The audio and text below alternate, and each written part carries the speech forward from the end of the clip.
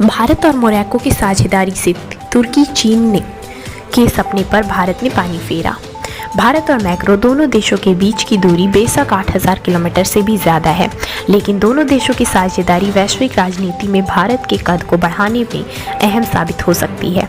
हाल ही में भारत और मैक्रो के विदेश मंत्रियों के बीच एक वर्चुअल बैठक का आयोजन हुआ था, जिसके बाद यह खबर आई थी कि दोनों देश जल्द ही एक डिफेंस पैक्ट पर हस्ताक्षर कर सकते हैं। मोरक्को रणनीति तौर पर बेहद अहम देश है और भारत तुर्की विवाद के परिप्रेक्ष्य में इस देश के साथ भारत की साझेदारी पूरे क्षेत्र की भू राजनीति को बदल देने की क्षमता रखता है। मोरक्को अफ्रीका के सबसे स्थिर देशों में से एक है और इस देश के माध्यम से भारत आसानी से उत्तर अफ्रीका पर अपना प्रभुत्व बढ़ा सकता है।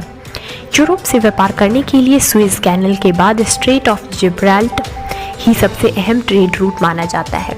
अगर भारत मोरक्को के साथ अपने सुरक्षा संबंध और मजबूत करता है तो भारत आसानी से यहाँ बैठा तुर्की जैसे देशों के लिए मुश्किल खड़ी कर सकता है। इंडो पैसिफिक क्षेत्र के बाद भूमध्य सागर ही वह जगह है जहाँ सबसे बड़ा भू राजनीतिक संघर्ष देखने को मिल रहा है।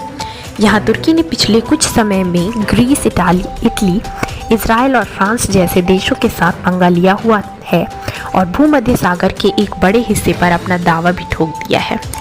राजनीतिक तौर पर यह देश भारत के अन्य साथियों जैसे सऊदी अरब और यूएई के बेहद करीब आ गया है।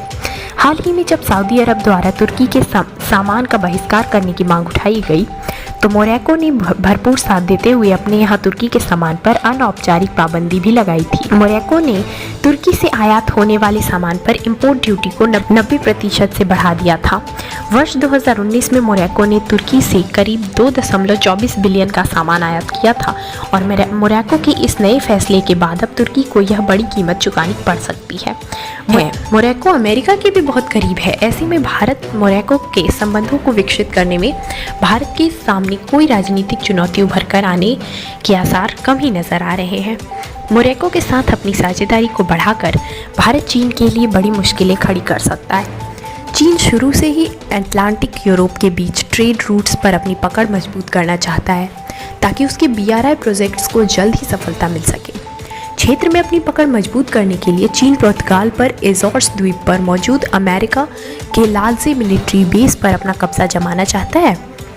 पुर्तगाल में चीन लगातार अपना निवेश भी बढ़ा रहा है और हाल ही में एक पुर्तगाली कंपनी मोटा एंड गिल ने अपने 30% शेयर्स एक चीनी कंपनी को बेचने का भी ऐलान किया था।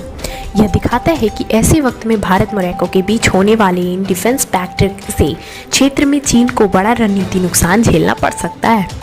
मोरक्को और भारत प्राकृतिक साझेदारी है।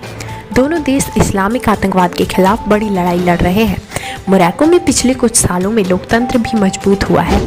दोनों देशों की साझेदारी दोनों ही देशों का बड़ा डिप्लोमेटिक बूस्ट प्रदान कर सकता है। उम्मीद है कि आने वाले सालों में दोनों देश अपने संबंधों की अहमियत समझकर द्विपक्षीय रिश्तों को और मजबूत करने पर ध्यान केंद्रित करेंगे। ऐसी ही सभी बड़ी खबरों के लिए मॉर्निंग न्यूज़ को जल्दी से सब्सक्राइब करें, हमारी वीडियोस पे लाइक और कमेंट करें, हमारी वीडियोस को ज़्यादा से ज़्यादा शेयर करें। Thanks for watching.